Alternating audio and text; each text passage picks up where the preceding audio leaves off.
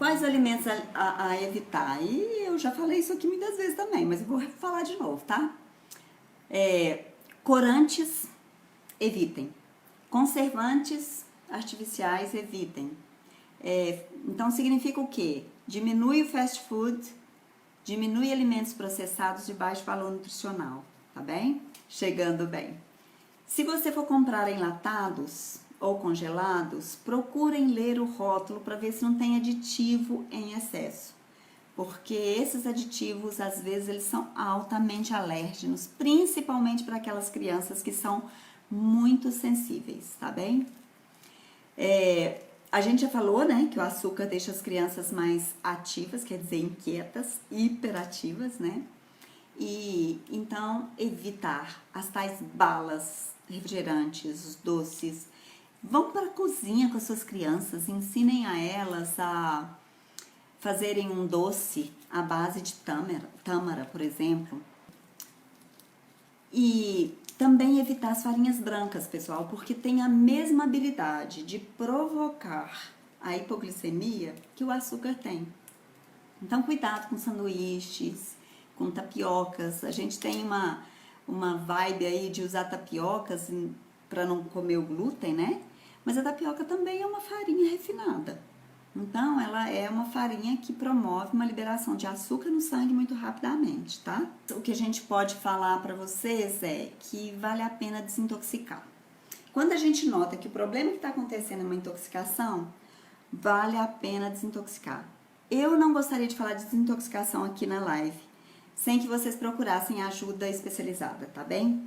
Porque em se tratando de criança, a gente não deve incentivar as crianças a fazer jejum ou a fazer uma monodieta sem que elas tenham uma adesão boa a isso, porque a gente pode concorrer por um problema alimentar pro resto da vida. Então isso não dá para eu falar aqui aconselhando vocês de jeito nenhum, tá? Procurem ajuda caso a desintoxicação seja uma realidade, uma necessidade. Sabe como que a gente vê que a gente está precisando de uma desintoxicação? Quando a gente vê que a nossa língua está muito esbranquiçada e a gente não acabou de tomar leite, claro. Se acabou de tomar leite, ela fica branca mesmo, mas muitas vezes a língua começa a ficar com uma saburra, uma camada. Isso é um indicativo de que as coisas precisam ser aliviadas em termos da intoxicação, tá bem? Existem relatos, né, de que alguns nutrientes favorecem demais a melhoria. Eu vou contar um estudo aqui para vocês, mas também é um caso que precisa de ir ao médico para tomar esse suplemento. Um estudo envolvendo 21 casos de jovens com a idade entre 4 e 19 anos com déficit de atenção e hiperatividade revelou que a suplementação diária de fosfatidilcerina dada numa dose X por 4 meses beneficiou 90% dos casos, ok? A atenção e o aprendizado foram sintomas nos quais se verificou uma melhoria mais acentuada. Mas para isso é preciso falar com o seu médico, tá? São coisas que não dá pra gente passar sem um cuidado, né? Um cuidado com uma pessoa que possa te receitar. Outro estudo publicado no Jornal de Medicina Alternativa e Medicina Complementar confirmou que a suplementação de vitaminas e minerais eleva modestamente a inteligência não verbal de alguns grupos de crianças em idade escolar. Então é mais uma dica de coisas que a gente pode pedir ao nosso médico, né, a pessoa que está nos acompanhando, o nosso nutricionista, né, que nos ajude a suplementar, tá? Bom, recomendações gerais que a gente pode dar pensar nessas suplementações, tá? E pensar também vamos falar assim, medicamentos que acalmem, que tranquilize, chás. Aí, pessoal, lembra que na aula passada eu dei uma dica de acupressão? De a gente fazer massagem, fazer uma pressão em locais que ajudam? Outro lugar que a gente falou semana passada e que é bom que alivia a tensão e ajuda a restaurar a respiração normal, é aquele ponto que eu falei para vocês, bem aqui no ombro, ó. Abaixo aqui no ossinho que a gente tem aqui, pressionar esse ponto, fazer uma automassagem, ou você fazer uma massagem no seu filho, nesse ponto, vai ajudar a liberar essa tensão. Terapias corporais como massagens, reflexologia, que é aquela pressão nos pés, né? Aromaterapia eu posso dar algumas dicasinhas aqui. Por exemplo, camomila, alfazema ou sândalo são essências muito boas para estimular a serenidade, né? Você pode colocar isso no banho, né? Num banho de banheira, que delícia. Você pode também fazer uma massagem com esses óleos. É claro que quando a gente usa um óleo essencial, a gente pinga esse óleo essencial num óleo que vai ser o nosso veículo. Por exemplo, um óleo de gergelim, um óleo de coco, né? Então, a gente pinga e vai e faz a massagem nesses locais ou em outros locais do corpo, né? Que vão ajudar a trazer essa tranquilidade. Outra coisa que a gente pode fazer é colocar num difusor, né? Como eu disse da outra vez. Outra coisa muito legal que eu posso dividir com vocês já e que vocês podem usar agora são os florais de Bach. Os florais de Bach, o Rescue, ele vai ser muito bom para acalmar a criança durante uma crise emocional.